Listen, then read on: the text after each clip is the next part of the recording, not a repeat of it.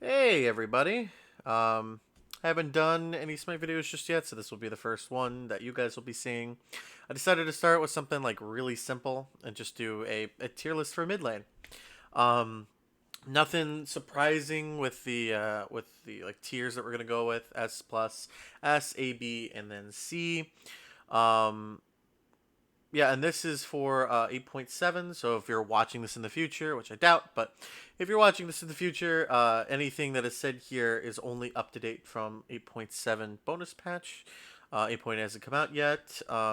There's not really that big of a shift in the picks for 8.8, so if you are an 8.8, it's not really going to be that big of a shift. Maybe one or two gods shift, maybe one tier up or down, but doubtful that much else is going to change. And then this is not up to date to Morgan Le Fay. So keep that in mind. Morgan Le Fay is not in this, nor is Gilgamesh apparently. But Morgan Le Fay would be S plus, so I guess I'll start with her. Um, Morgan Le Fay is interesting because she's kind of floating between S plus and S because she does have very clear weaknesses and that you can exploit. However, with her high damage output, very like artillery mage, and she has a lot of like survivability with her unreactable knockup on her dragon flights and the fact that her ult is CC immune, no movement speed penalty, and it heals her. It can be very hard to dive her sometimes if you don't have the correct comp that plays with that range. So I would personally put her in S plus. She's still top pick, top banned, very often banned. If she isn't banned, she's usually being top picked. And yeah, that's kind of where that goes. So next, we'll go with T-Mets, another broken god. Right now for like the mid laners, the kind of like the two titans are of Tiamat and Morgan Le Fay being like the two top mid laners, with like Ryzen being like right below that.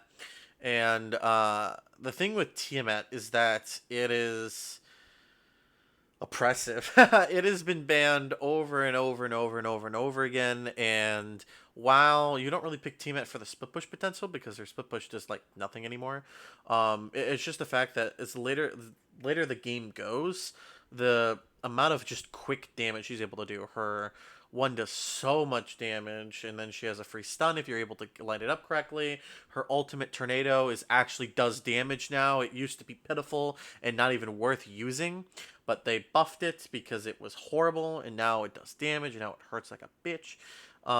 So and she just has a lot of utility. Very hard to kill when she's in her ground stance. I would always pick Tiamat over Morgan Le Fay. So Tiamat is definitely the number one, with Morgan Le Fay being the second. However, their matchups into each other are actually quite nice. Morgan Le Fay actually beats Tiamat quite early on. It's the only time you can actually abuse a Tiamat is early game because her mid to late game is just incredible. But yeah, just a little bit too powerful, especially with the builds right now. You just do too much extra damage as mid laner. So, next on the list will be Ryzen. Now, Ryzen is kind of teetering on S plus and S because, like, he's definitely an S plus god, but he's rarely banned. And I mean, like, he's banned quite often, but you'll see like Tiamat and Morgan banned, but then not Ryzen. But I'm still gonna put him S plus.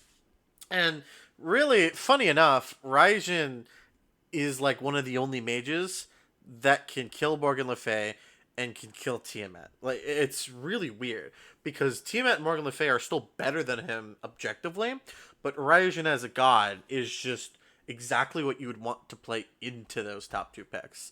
So he's kind of S plus for that reason. Also, Ryujin's just kind of one of those mid laners that are either like top of the pack or shit. And right now, they decided to be top of the pack. With next patch 8.8, his Raiju does get a nerf, and we'll see how that affects his damage too much. I don't think he'll go that far. Maybe gets put down to S instead of S plus, but for now, I think he's going to stay that way. Another hot pick right now is Soul. Now, Soul is nowhere near S plus. She's not. Um, in fact, she's kind of like A plus. In a sense, she's not really S. She's more of like A plus to say. In fact, um, I will add a tier specifically for that because I think I should write it correctly. I think like Soul in general is this weird god where she's actually like she's very pub stompy. Like she can, if you play her in ranked, you play her casuals, you're just gonna run people down. And if you're a good soul, she's great into some picks. However, she does very little against Tiamat, Ryzen, and Morrigan, the top picks. And there's a few counter picks that we'll get to that kind of just make her useless. There's also just a lot of comps in general that just she feels really awkward with. Like she can't, like she feels horrible into like Ymir sometimes, like Subex and as well as another horrible one. If you have Fafnir as your support, then it's worth it because you can just burn down objectives, you can burn down towers, and just anything you want. The problem is with that though, is that she becomes into this category that because she doesn't have that much range, and a team that can abuse that range or just kind of die for a killer before her Saturate goes off, she kind of just doesn't really feel useful. She is hard to dive though. To Saturate plus her ult, getting her CC cleanse is quite useful. Just being able to be really abusive early game with, especially if you go mannequins, which or you go Vamp Shroud for the safety, because Vamp Shroud is just broken right now. So she's definitely in that A plus tier. She's definitely not that. Um, so I'm just gonna start going alphabetical now. I was going from like top to bottom, but I'm gonna start forgetting. I'm gonna stop. Like I'm gonna start forgetting where to go. So we'll go with Agni next. So Agni, I would say Agni's probably B tier. Maybe you could argue he's A tier, but I would say he's B tier because the thing with Agni right now with the meta, right, is like you want to be someone who can be somewhat safe while also putting out a lot of damage. Agni's not necessarily a safe character. He does have a stun in his kit that all three of his abilities can proc, so he does have the versatility of where his stun can be, but as soon as the stun's down, he's dead. His dash is not very safe. It's quick and it's very responsive, so like it's nice, but and he can put out a lot of damage with his bomb, especially with Deso, like really kind of having some good synergy with it. But overall, Agni is just horrible before he hits 5. And every single god that you're probably that's going to be above him has a lot better 1 through 4. And you losing mid pressure, having both your mids be taken, having your red buff probably invaded or your purple buff being invaded if jungle ganks over there, and really not being able to do diddly squat until you get your first item on and you have your ult, it just feels really awkward. And I don't think he's going to be moving above B. Maybe if there was a B plus, but I'm not going to bother with that. The only reason why I put Soul in A plus is because she's probably better than a lot of the A tier gods, but she definitely does not deserve S. So yeah, that's that. Opwash, a C tier. Not really surprised on that. Opwash is not the best god. Opwash is quite bad. He has no CC in his kit. He only has slows. He has a lot of anti-heal. And if healers were to come meta, then you may be able to see Opwash be played. But a lot of his damage is blockable. You can kind of just phase tank it. He doesn't have a lot of burst, but it takes time, and it's just not worth the hassle. He's just not worth it. Anubis, I would say, is probably B tier, kind of S tier, but at least Anubis has some things going for him. Like Anubis in like ranked and such could be pretty good. Oh, also I don't know if I mentioned before, but this is for competitive, so for both, but for both ranked and like like professionally is being considered here. Professionally is being considered a lot more than ranked, but if they're like teetering on the edge, maybe ranked could push them up or down. But like Anubis is one of those guys where at least he still has things to do. If their beads are down, you will get a free kill. With the lifesteal build being really good right now, Anubis actually quite likes that. Not a lot of gods really want to run Divine, so that works as well. The only problem with him being is that he's just super easy to kill, super easy to dive. He does have good objective shred, so I guess in some comps you like could possibly do something about it, but 9 times out of 10 you're just not going to be able to. Aphrodite. I want to put her in C because she's a shit. Like, I hate her. But realistically, she's still B. The thing with Aphrodite is that her only mission is to heal. She's a defensive god. She's a utility god. She's not really there to be your damage dealer. If you have her, if you're gonna be playing her, expect to have low damage for the most of the game until you get your damage items online, and even then, it's still gonna be rough. You're most likely gonna want to build like hybrid with like Lotus Crown, maybe Mantle, uh, probably alternate timeline as well, and kind of just hope your team has enough damage overall. Since junglers right now are kind of ass and they don't really do enough damage to really kill backliners because backliners do so much damage, you'll most likely want to just attach to your carry and hope you both live. And yeah, it's not a fun play style to play. If it's your cup of tea, cool. Don't play in my ranked games. Kind of all I can say about that. Also, I will be including hunters on this, but after. So yeah. Baba Yaga. Baba Yaga is a great pick right now. Definitely A tier. Could even argue A plus tier. Um, she still feels a little wonky. Her you gotta have to get used to her ult. It's kind of slow to get all four charges out sometimes, and it feels awkward. But her versatility and her kits, with her one being able to slow or give you movement speed or give you protections or silence people, is extremely powerful. Being able to stack up on her brews and also having another slow or attack speed slow or just doing more damage altogether is also really good overall. Her escape is now actually decent. It's both a leap and it gives you some like move around ability. It also is knockup immune, which is great. Her ult is CC immune. You can pop it whenever you really need to. You get that shield. It's quite safe. Knocks people up around you. Overall, extremely hard to kill, especially with the meta right now, where you just go Vamp Shroud into Warlock Staff.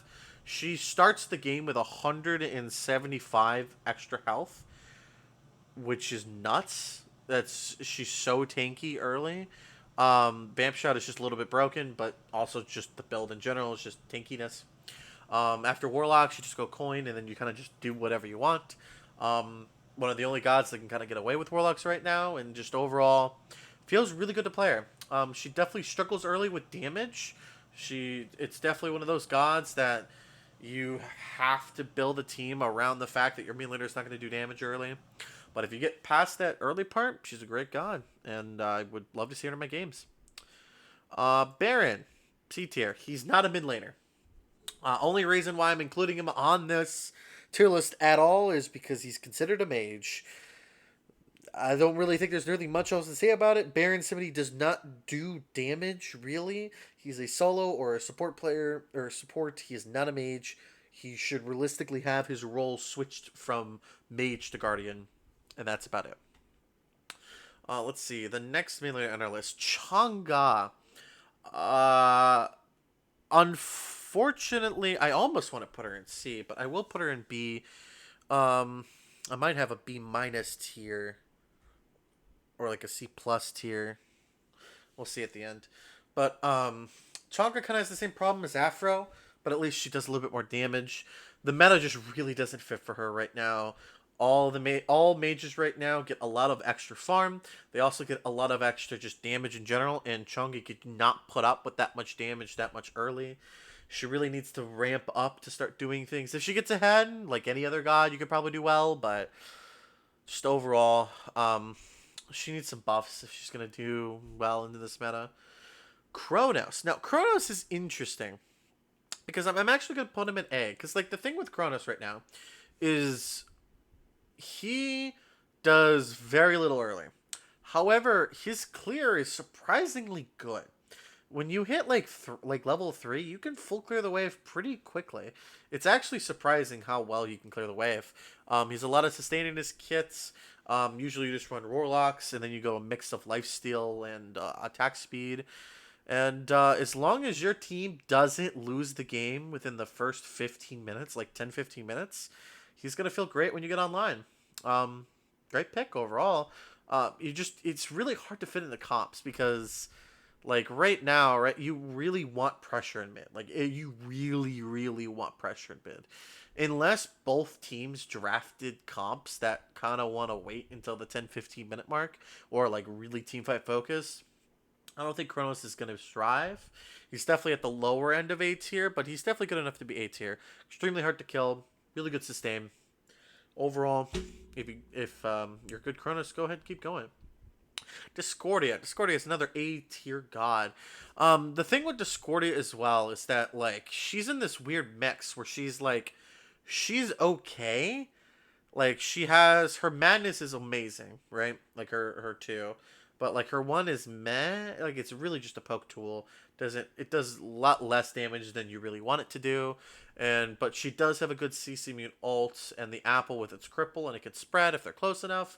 But she's still quite niche, almost a counter pick. I could even put her down in B tier. I'm not going to, but I could. So almost like A minus tier. Like she doesn't really give enough overall, and it's kind of really sad. I wish she did more. Like her passive and her madness is amazing. It's just the rest for kids kind of just blech. I'm not including Freya in this because she's not a MidLaner as well. I'll throw her in C, but I'm not going to talk about it. Hebo. Hebo's a B tier. Hebo is one of those gods where if you're not Paul, don't play Hebo. He can work. He definitely can work. I've played him before in mid. It works great if you get ahead. But he is super unsafe, super easy to kill in mid. Super easy to snowball your team to just farming you the whole time. Until the meta becomes a situation where he can either get a line faster or he can do things other than just die for the first level or two. Like if the meta starts becoming where like mid laners like are playing more late game gods, then I think people will start striving. But for now, the meta really is you need to be potent within the first like 10 minutes of the game. That's just kind of how mid is right now, unfortunately. Hera kind of has that same problem as Hebo does, but can do a lot more than Hebo, obviously. Hera's kind of in the same boat as Discordia, where like she has good things about her, but I don't think she's A. I think it's realistically B. Because the thing with Hera, right, is that Hera is a counterpick god. Like that she's not a god that you pick because she's meta. She's not a god that you pick because, you want her kit. You pick her because they picked a mid laner with low mobility and you want to abuse that with Argus. And then that's kind of what it is. So, like, if they have, for example, if they're playing, like, Morgan Leflay or the Morrigan, or, like, they're playing any of these B-tier gods or anything like that, Hera would be good into them because dropping her ult and dropping Polymorph and speeding up, your team can kind of just run them down. And Hera's really good with that, adding that sixth member to the team. However, on her own, it just doesn't feel good. It's just really rough. And I don't think it's really sustainable with her kit, to be honest. I don't know what they would need to do to like bring her back up. That's not my development. But she needs something. Maybe a little bit more damage. Maybe a little bit more.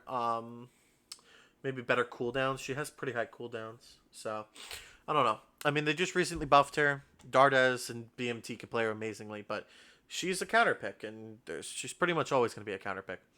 No, Hades. I gotta put him in C tier. Don't play Hades in mid. He's a solo laner. There's no other way about it. Okay, so Hell. I really don't want her to be in meta, but I'm gonna have to put her in B tier, like the other healers. I'm not gonna put her in A tier because, of course, not. The thing with Hell is that right now she doesn't give enough. She can't compete with any of the top gods. She can't compete with any of the top supports or even junglers, to be honest. She kind of just gets destroyed. She is a counter pick because she has a full widespread cleanse and she's a healer. And when healing items are broken, that's when she'll be good. Kind of the end of the story there. Isis. Isis is interesting because, like, Isis is. I would probably pick Isis before most of these B tier, but I wouldn't pick her in A tier. So I think she is B tier. Once again, another counter pick, I suppose. Once again, she's kind of like unsafe. She has a lot to her kit. I mean, her silence is a little bit gloated. Her stun hits like a truck. I just think that her clear early, like they really nerfed her early game clear, and the problem with that is that that was her thing. Her main thing was the fact that she had early pressure, but she just can't pressure anybody early right now. It feels really, really awkward. And yeah, I don't really know what to say to that. Janus, finally a guy that I can actually put up here. So Janus, could be A tier, could argue A plus tier. But I'm gonna put him in A. I love Janus. Janus is a great and fun god. Um, However, is just the problem with Janus is that he's just gotten nerfed recently. I mean, like that's kind of the big thing. There are some certain counter picks into him, like Ymir and like Tsukiyomi, that kind of like really abuse him. Really, and like Odin coming into the meta is like awkward for Janus because both like it's Janus is both good and bad into Odin because if it's a fight in the jungle, Janus is fine because there's always going to be a wall for him to connect to. However, very often it could be awkward because perhaps the wall that he could connect to is deeper into their jungle, which is always going to feel awkward. Janus does it's inconsistent. He's one of those feast or famine gods where he's either going to run the game because he just gets to an early lead with his counter, or not with his counter, but with his global, and just kind of runs people down, or he just does nothing, and his team just kind of dies because Janus isn't going to win the game by himself. He is a guy that really does need his team to do something early to facilitate for him to look good. He is someone who he needs your team to be ganking or being ganked for him to come and turn the tide or to finish the kill, etc. He's really good in the dive comps, not so good in traditionals. Don't pick him in a pick comp. But yeah, that's kind of how I would say with that. Kukul Khan.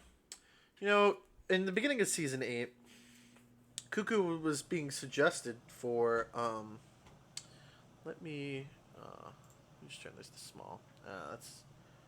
Yeah, you guys can still see it. Okay.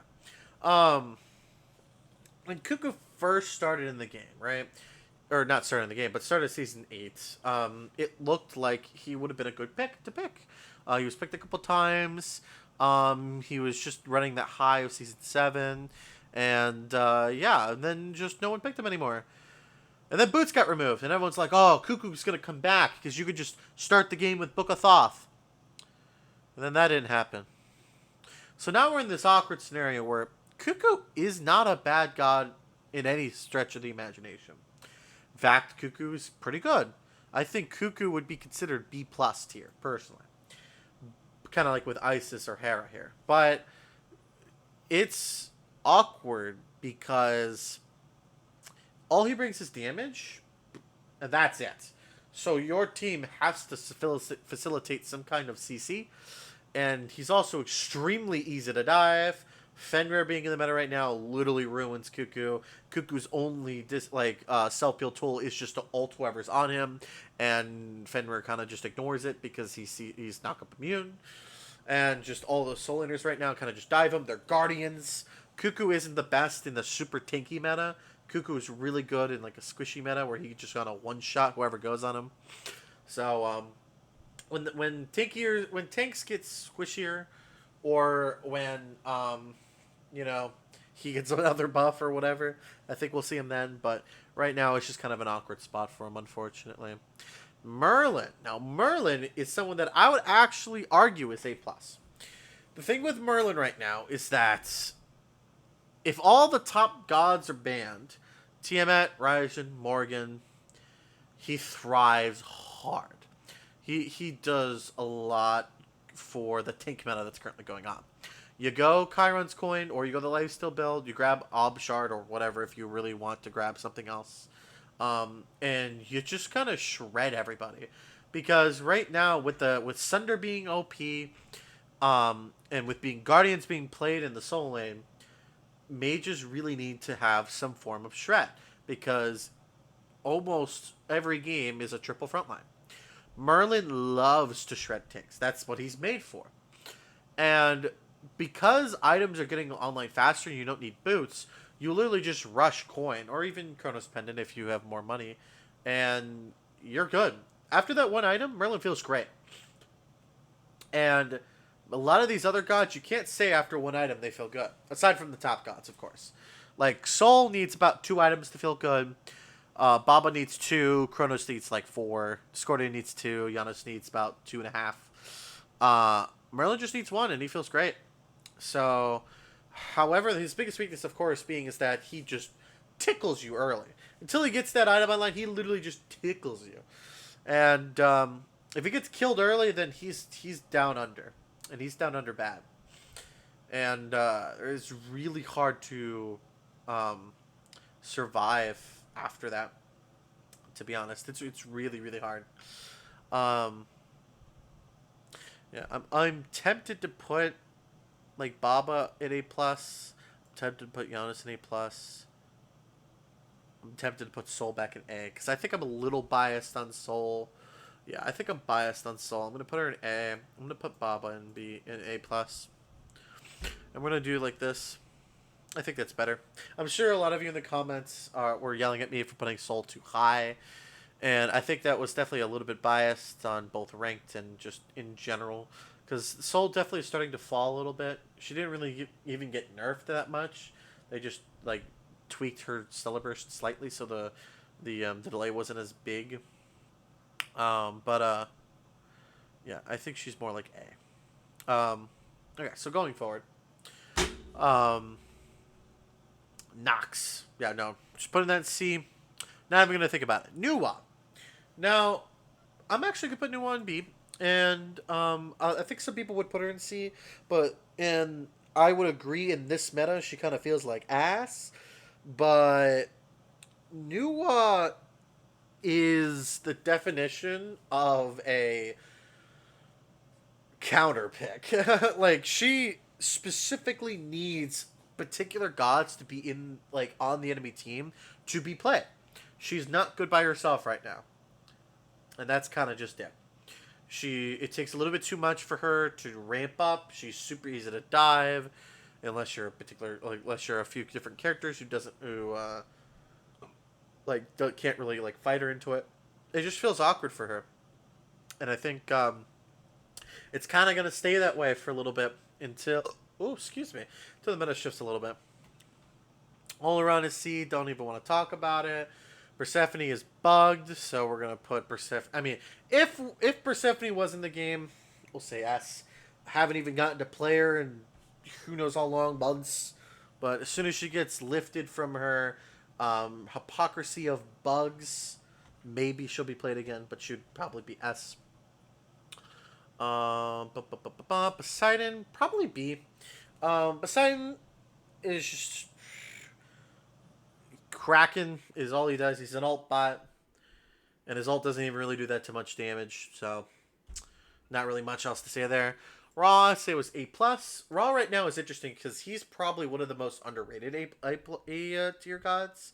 He does not have any safety to him, but he has a lot of damage, he has good healing, and he has just kind of good pressure overall. He can actually he can play into all of these gods fairly well.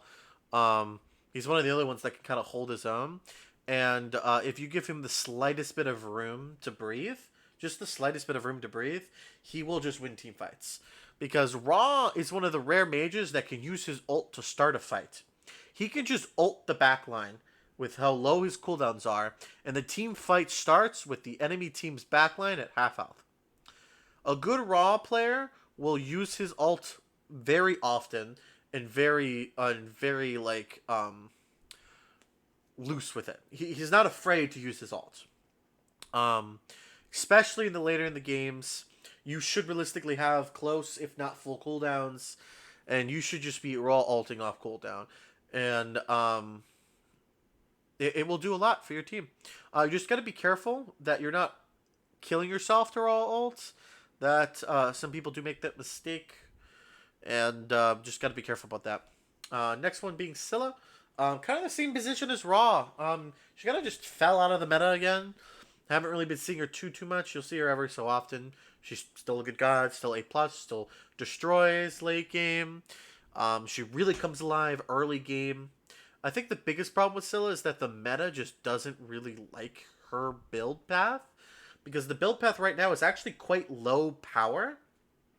Because you go Coin, Gem, Reaver, and that's kind of your core. In most games, that's kind of all you're going to have. Because most games will end by then, one way or another. So with Coin, Gem, or Reaver, you get very little power, surprisingly. None of them are above 100 power. And Silla really wants power. She really loves power builds. That's what really thrives on her. She excels on her scaling. That's her biggest selling point. But yeah, no, it doesn't really fit her as much. I almost want to say that you want to throw a Kronos pendant or maybe a rod early on, or possibly because the lifesteal build doesn't really feel good on her either. The Pythags Typhon's build doesn't really feel the best on her either. I mean, because Bancroft's is okay, but it just kind of feels awkward on her. So I think the only reason why she isn't really being seen as much is because the build path doesn't really want to help her very much. But and they're all in the grand scheme of things, she's still a very good and solid god. You just got to be careful with kind of how you want to play it. All right, who's next? The Morrigan, S tier god. I don't really think there's a debate about that. Well, possibly S plus. Yeah, okay, I'll put it S plus because the thing with the Morrigan is just she's so high skill cap and she's so comp dependent. The Morrigan, if you know how to play Morrigan and you're playing her well and your team knows how to play well around her, she is definitely an S tier god. Easily flat off, no exceptions. The problem with the Morrigan is that your team has to plan their entire draft around the Morrigan. You can't just throw the Morrigan into any silly old game and expect to do well. Her direct impact is based off the team that she's versing and the team that she's playing. She is the premier counter pick, and with Cthulhu running around, she's oppressive. With Gilgamesh running around, she's oppressive. But there are just some matchups that she just can't play into. And you got to be careful about that. You really got to be careful with that. Because she is not the traditional mage. She cannot sit in your backline to protect your carry. Your carry will likely be the aggressor. She has no true escape. So she can easily be dived if she's not diving. She, kind of like Giannis, is a premier feaster, famine god. I think that's the only reason why I wouldn't put her in S, because her potential is 100% S. But not having escape, being comp dependent, and being just a god that will just die if you just don't know what you're doing, I think that what puts her in A+ instead of S. Thoth. Thoth is one of my favorite gods. But he's not that good right now. It's depressing. I won't put him in C tier because you can still play the game with him. You can't play the game with these in mid. But Thoth is rough right now. His poke is still good. But the fact that Thoth just dies to a lot of characters. A lot of characters out of meta right now. Ymir, Fenrir, etc. Kind of just put him out of position. And the thing with Thoth is that if you are able to stay out of range of the enemy team, if your enemy team has a really good front line, something that they just can't ignore, like you have an Osiris and a Cthulhu and a Sobek or a Ymir, and they are your front line to this Thoth, and they have nothing to get into the back line, if they no global ults, no triple blanks with the ult that just lasts forever, no invis to come and sneak in the back line. If all of those happen, then he's great. But the fact that you need all of those really, really hurts him. And and the worst part is, he has a horrible round, level 1. All the rest of these gods, every single one of them, above him. A above can clear the wave faster, better, and poke him while he's trying to clear the wave. A lot of these B tier gods can do the same as well. And that's what kills him. That's what really kills him. And that's not going to change anytime soon. At least as far as I know. So, that's where he will stay. And kind of the same thing with Vulcan, too. Vulcan feels amazing if you have a team to play around him. But, no real escape. His damage is sometimes rough. No real range on his abilities. His furthest reaching ability is his knock-up, his meatball. His ult is sometimes useful. The odds of you surviving a Vulcan ult is high. It's never going to kill you unless you're low or already half health, which is rare. Unless you're diving the Vulcan himself. And it's just... It does not feel good. It just does not feel good. It just doesn't. It really, really, really, really, really doesn't. Alright. Zeus. C tier. Buff my boy. I love him to death. Maybe one day he'll get buffed. And now we got Jungkook. Jungkook is interesting. Because he's been played a lot. And he does have some pros. He definitely has some cons. But all in all, I think I would put him in B+. Like, this, Jungkook is the premier B+ god. He is right in the likes of, like, Isis, Kukul, and Hera, where, like, he can strive. I'm going to put him in A. Very sparingly. Specifically for the fact that he's been played a lot, and he can do a lot. He's extremely hard to kill a lot of the times. Especially with the lifesteal build. He could just ult into a team fight and just be a lot of, like, give a lot of value to your team. He's kind of like Baba in the sense of where he's just really safe, but not as safe as Baba. But and he can do surprisingly a lot of damage. He's better a solo laner. He's a lot better of a solo laner, but he's okay in mid. He's okay. Alright, so that is the tier list for mages. Of course, Morrigan Leflay is also S tier. Real quick, I'll add hunters as well. Most of them are right around the same period of time. So I'll do these super quickly, just to kind of do them real quick. AMC is C. He has no safety. On her is a B. He's not bad, not good. He's okay. Apollo's an A. Very high pressure in mid lane, not bad. Artemis is a B, not really good clear, but can work if played correctly. Cernunnos is a C. He's not even good in his own lane. Kernabog is a probably a C. He doesn't have good clear. Kyron is an A with Apollo. He is one of the gods that you can actually play in mid and play him quite well. Are you even A+ sometimes, but not really. Cupid is a C. Don't play him in mid. Dan is a B. I like him in mid. He feels great. His clear is nice, and his rotation right. Heim is an A or a B. Same thing with Hachi. Both of them can do the well. Izanami can be played in mid, however, shouldn't be played in mid, but can be played in mid. Hoi, don't play him in mid. Jingmei, don't play him in mid. Medusa, kind of be, but not even really good in her own lane. Neith is good. You can put her in A. Actually, a decent carry. Rama, don't play him in mid. Axball, don't play him in mid. Uller B, kinda. Yeah. So I'm gonna quickly get rid of the gods that realistically shouldn't even be on the tier list, because these, like, you don't play them in mid, like, just period.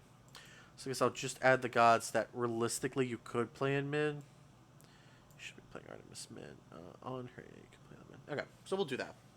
So roughly, 1, 2, 3, 4, 5, 6, 7. So 7 hunters that you can roughly play in mid. Apollo, Chiron, and Neith are definitely the better hunters that to play in mid. You should realistically just be playing these 3 if you're gonna play in mid. I guess I'll go over them just only slightly. Apollo with the global rotations and Neith with the global ults. Both of them having being able to influence other lanes is phenomenal. You'll out-rotate your opponents. You'll be able to do, like, actually set up things with your team that the opponent literally cannot counterplay.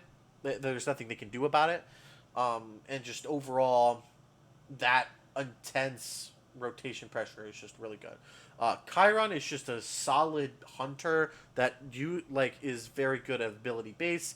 He's extremely safe, gives you healing and power.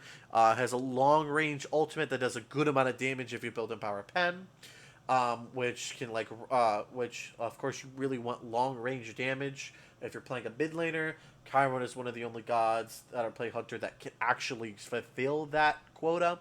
That's why he does that on her. Safe, can ult. Dan does a lot of damage, can pressure out. Heim quite safe with his teleport crystals, has an ult that can get CC immunity. Uller just a lot of high pressure. You're playing Uller to cheese them early. He's gonna feel rough late game. And that's the full bracket. The full mid lane tier list season 8.7. If you have any questions, put them in the comments. Keep in mind this is a tier list made from a masters level mid laner. I'm not a professional player. I would like to be, but I'm not a professional player. I play ranked all the time. You can catch me on Twitch. And I will be posting more videos sporadically. We'll see how that goes. But thank you all for watching. If you have any suggestions, please put them in the comments for the next video. And I'll catch you guys next time.